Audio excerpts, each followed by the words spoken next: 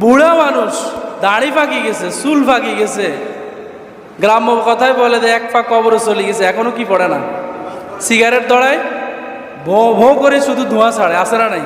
আপনাদের এদিকে নাই আলহামদুলিল্লাহ, সব আল্লাহর ওলি, আমাদের ওইদিকে আছে।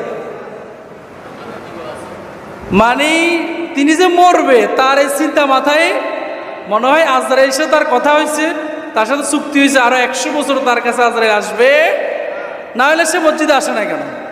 ওই পুকুর ফাড়ে বসে থাকে, দোকানের এক কোনায় বসে থাকে, আজান দেয়, উনি ফাঁয়ের উপর ফা তুলি সিগারেট খায়, আসে না নাই?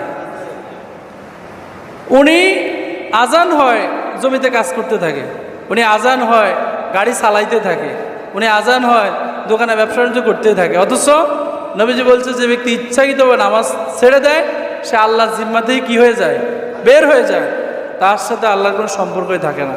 এই জন্য নবীজি বলেছেন 1 নাম্বার আল্লাহর প্রিয় কাজ হচ্ছে আসসালাতু লিওয়াক্তিহা, সময় হলেই কি পড়া, পড়বেন তো? যারা নামাজ কাজা করেন, যাদের এই বদ খাসলত আছে, আজকে থেকে তাওবা করেন। আল্লাহ 2025 সালের 25শে এপ্রিল জুমার নামাজ পড়তে এসে তোমার কাছে তাওবা করতেছি, জীবনে ইচ্ছাকৃতভাবে আর এক ওয়াক্ত নামাজও কাজা করব না। আল্লাহ যেন আমাদের তাওবা কবুল করে নেয়, বলেন আমিন। নামাজহীন জীবন এটা পশুর জীবনের চেয়েও নিকৃষ্ট। কারণ আপনারা জানেন, একটা খাবারের মধ্যে যদি কুকুরে মুখ দেয় তাহলে বলছে এই খাবারটা 7 বার ধুয়ে খাওয়া যায়। মাসালা জানেন তো? খাবারের মধ্যে কুকুরে মুখ দিলে 7 বার ধুয়ে সেই খাবারটা খাওয়া কি? কিন্তু বলছে সেখানে কোনো বেনামাজি হাত দিলে এটা খাওয়াই যায় না।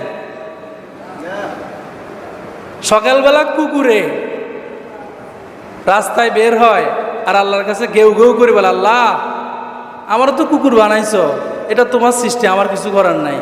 অনেক মানুষের সাথে আমার দেখা হবে, তবে আল্লাহ কোনো বেনামাজির লগে আমার দেখা করাইও না। কে বলে? নামাজ ছাড়া যাবে তো? নামাজ ছাড়িয়েন না, নামাজটাই মূলত জীবন। নামাজ নাই কিচ্ছু নাই। আপনি যে মুসলমান এটার পরিচয়টাই কি? একজন অমুসলিমের দাড়ি নেই, আমারও দাড়ি নেই। একজন অমুসলিম শার্ট পরা, আমিও পরি। একজন অমুসলিম জিন্স পরা, আমিও পরি। একজন অমুসলিম সিগারেট খায়, আমিও খাই। এখন মুসলমান অমুসলমান চিনার উপায় হচ্ছে আজান হয়েছে, মুসলমান মসজিদে যায়, আর কাফির কি করে? এটাই পার্থক্য, আর কোনো পার্থক্য। আল্লাহ তাআলা আমাদেরকে 5 ওয়াক্ত নামাজ গুরুত্ব সহকারে বা জামাত